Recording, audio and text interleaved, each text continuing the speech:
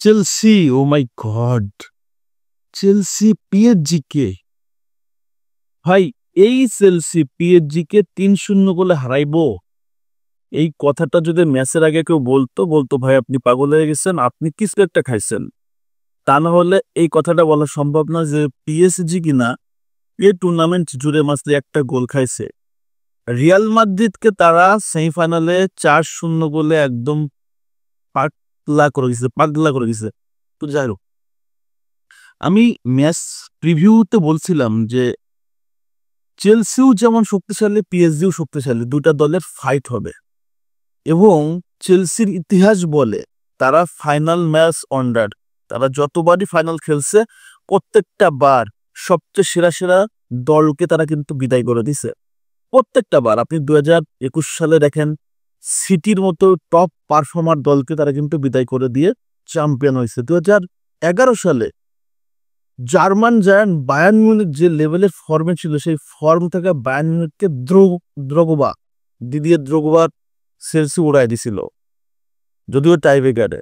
But Chelsea যখনই ফাইনালে ওঠে তারা ওয়ান্ডার টিম হয়ে যায়। এবং এই ম্যাচের আগেও সেটাই আমি বলছিলাম যে পিএসজি যতই ভালো খেলুক না কেন, পিএসজির এগেইনস্টে চেলসি অবভিয়াসলি ফেভারিট, দুটা দলই ফেভারিট। ফাইনালি আপনি কখনো প্রেডিক্ট করতে পারবেন না, এবং সেটা করছে। পিএসজির ডোমিনেশনটা কোন লেভেলে আমরা দেখছি টোটাল টুর্নামেন্ট জুড়ে, কিন্তু সেই ডোমিনেশনটা কোনোভাবেই কাজে লাগায় নাই চেলসির এগেইনস্টে। চেলসি সুযোগই দেয় নাই পিএসজিকে।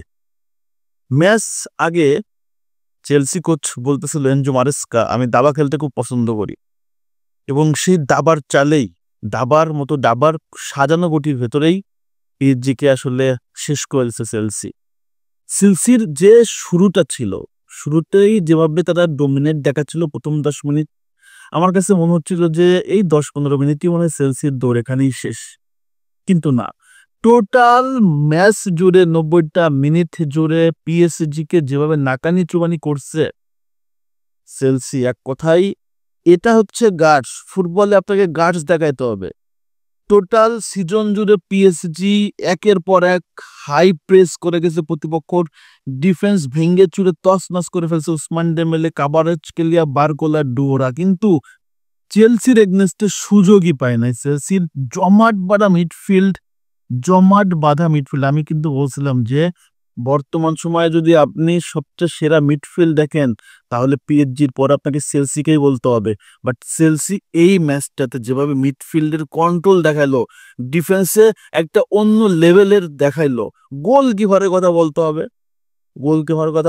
সানচেসের কথা, রবার্টো সানচেস যেভাবে সেভ করছে, এখান থেকে যদি একটা গোল হয়ে যেত পিএসজি ট্র্যাকে ফিরত, কিন্তু সেই সুযোগটা সানচেস দেয় নাই বলে কিন্তু চেলসি আসলে আরো ভালোভাবে স্বাচ্ছন্দ্য খেলতে পারছে। যদি চেলসি একটা গোল খেয়ে যেত, পিএসজি আরো প্রেস করত।